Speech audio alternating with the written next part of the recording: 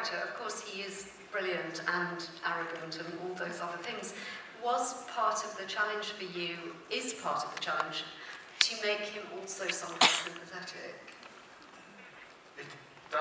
It's a high wire act. You know, you're going to play the lead character in a television series, and you want people to go on the journey, but at the same time, it's not a character that takes people by the hand and says, let me take you into this world and introduce you to it. It's much more difficult than that, and that's hugely exciting to see how far you can take it. And at the end of the day, it's not, you know... Salve, Francesco Gallo, Agenzianza. Una curiosità, diciamo, la serie TV che abbiamo visto stamattina è molto cruenta per le scene delle operazioni, eccetera. Forse è una domanda da fare a Soderbergh, però sicuramente lei ci può rispondere. Come mai c'è stata questa scelta stilistica così cruenta, sanguinaria? I think, you know, I can't totally speak for Stephen, but they were incredibly faithful to how the operations would have been done. The amount of blood you see is the amount of blood there would be. The amount of clamps is the same. We had somebody there completely overseeing all of that to say, no, there will be more blood than that. You need more blood in this operation, and we would just do it faithfully. And then it was about Stephen's perspective of it. I'm sure that the first operation is what it is because we're kind of saying, welcome to 1900. We have to show that this is what it was like, this is how they would operate, this is the way they did this operation, and this is how it would be. And I think that goes through all the operations throughout. And I don't think it is gratuitous because I think we're doing a medical drama set in 1900 and we need to see what they were doing, what they were thinking, and how they were doing it. And you know, it would be a cheat if every time you came to an operation you kind of backed off and didn't see what they were doing. I would like to have Sandra to make the last question. L'ultima domanda la farà Sandra. I suppose, I mean, you were talking about it's a very mundane question really, but you were talking about the blood, and it is a very kind of visceral context to be shooting in. How is that for you? Yeah, I mean, that's many times we use squeamish. I remember when we first showed the first episode in America to the press, it was literally like oohs and ahs as we were doing, like, oh, because it was so... But, and lots of people have asked me, are you squeamish? Are you squeamish of blood? Or, there's no time to get squeamish because they were hugely challenging scenes for everybody because you've got the technical side of us all looking like doctors and looking like we know what we're doing. You have the relationships of the doctors, which are very complex and get very tense and strained, and so you're playing that within the operation scene. And then there's the added element of operations were performed to an audience, like a play. Like, this is what we're going to attempt, let's have a look. And with all of that going on, I just remember that any operation scene had a big thing around it. I had to really mark them because I knew that preparation for them was absolutely essential, because the first hour or two of those days, the operation dictates the dialogue in a way, the rhythm of the operation. You have to perform the operation and then try and make sure everything and all the little signs and all the presenting to the audience. So the rhythm was crucial on those days of establishing the right rhythm when we were setting the thing up. So they were very, very sort of challenging, but you know, again, it's credit to Stephen that he always finds a new perspective and an interesting way to shoot them so that they never get repetitive. And a supplementary to that, you described how carefully choreographed those particular scenes have to be. Because you're working at such a place, and because at the end of the day Stephen is showing you an edit of what's being kind of made that day, I'm assuming that for you as an actor, you're delivering the lines as they're written. You're not kind of improvising a lot, or I mean, how did that work? No, there didn't need to be an improvising. The writers were so good. The thing about great writing is it has great rhythm. Always, a really good writer knows how to write good dialogue. The rhythm is right, and personally, I'm a huge believer in a very smart writer will come up with a much better line than I can, thinking in the room. That's the truth, and my job is to make it look like I'm improvising. That's the job of acting.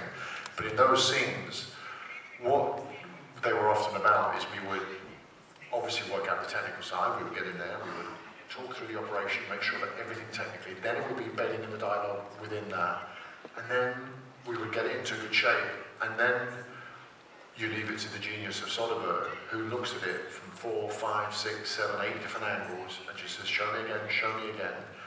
And the thing that separates Soderbergh from an awful lot of directors is he always has a perspective on everything. It's never just shot. You don't shoot a conversation, you don't shoot an operation, you do it from a perspective. He's interested in something. He wants to show you from a particular place. Often it's a character's perspective. It might be a boardroom scene where just one character is on frame the whole time, even though that's not on the page. And so he has that in those scenes. So once you've got it into a good shape, he then goes and finds where he wants to see this from and what's the best way to get the most out of this scene. Bene, ringraziamo il Senatore per essere stato qui con noi, ringraziamo anche Grazie Rosati e Sky per la programmazione e grazie.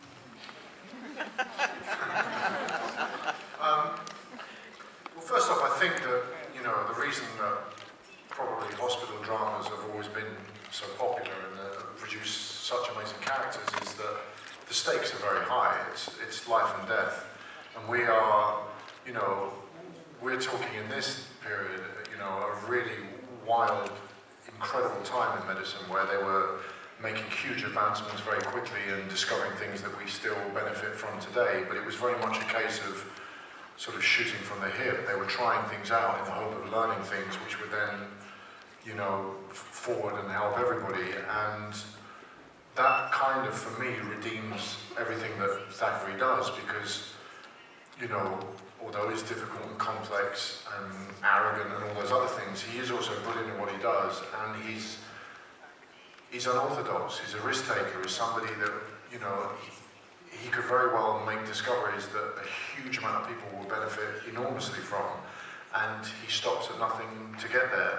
And, you know, it wouldn't be as interesting if he was just the most brilliant doctor but a terribly nice guy with it. You know, often people who are brilliant and that committed, you know, are driven people, you know, and it's not, they can't be perfect at everything. So that's the first one. What was the second question? It was, Come reputa il mestiere dell'attore?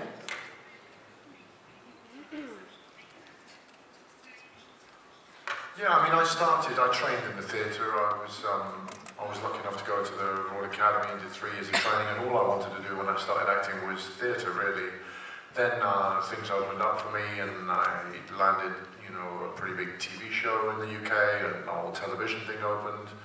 And then the film thing sort of opened up as well, and I feel I've been incredibly fortunate, and I approach all mediums the same way, really. I would attack a part, whether it's for theatre, television or film, in exactly the same way.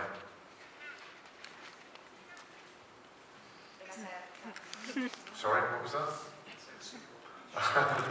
La diverte o l'annoia essere definito un sex symbol anche da molte attrici americane, non soltanto da coloro che pagano un biglietto oppure guardano la TV per vederla. Grazie. I don't really think about it that much, to tell you the truth. I don't consider myself to be, and I don't spend much time. I think it would be a very scary thing if I sat here thinking I am the sex symbol.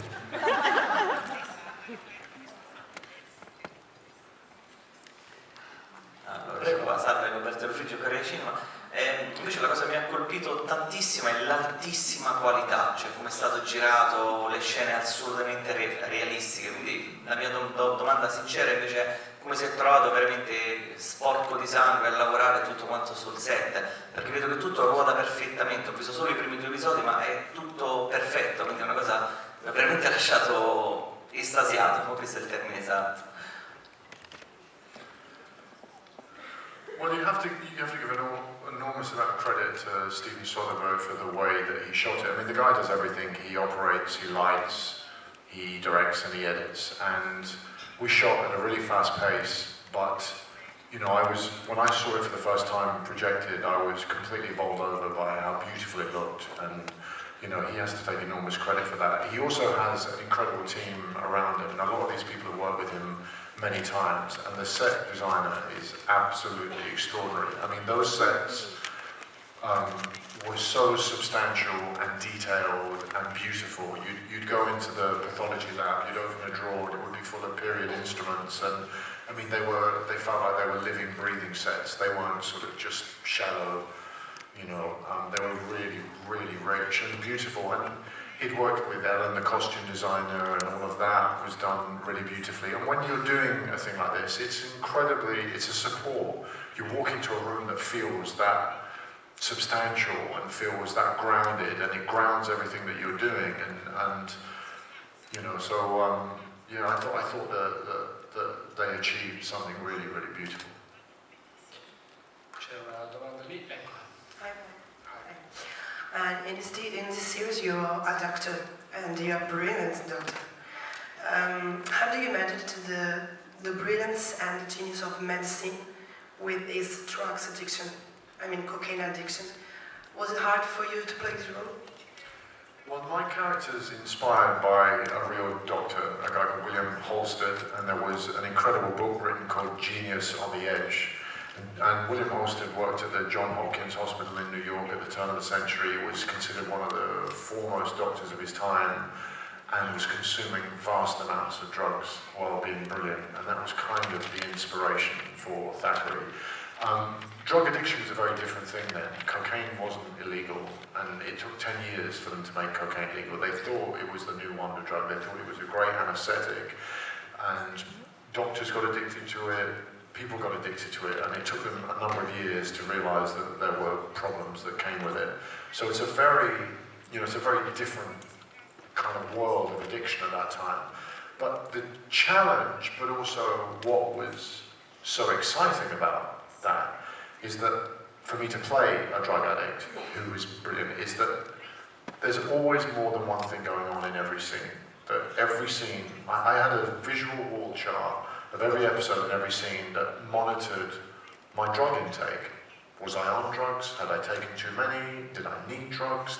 Because that's the life he's leading. The first two scenes you see of him, he's waking up from an opium stupor and then injecting himself with liquid cocaine, and that's his kind of rhythm. And every scene has to be fueled with where he is on that intake. And what that means is you've got this beautifully written script with very complex relationships and drama, and then you add this huge dimension, which is his equilibrium is also completely askew to everybody else's all the time. And it was both challenging, but you know, hugely exciting, because in every single scene there's always an awful lot to do. Quindi forse la vera domanda è quanta cocaina avete dovuto assumere per fare questo? I acted everything. C'è una domanda lì sulla destra, qui. Con quale regista italiano le piacerebbe lavorare e perché? Un classico. I was a huge fan of, I thought The Great Beauty was the best film of last year, so... Sorrentino. Yeah, and I love that movie, so yeah, that would be my first choice. Ce ne sono qui due. Clive, you said this kind of came out of left field to you. You hadn't done a lot of series television.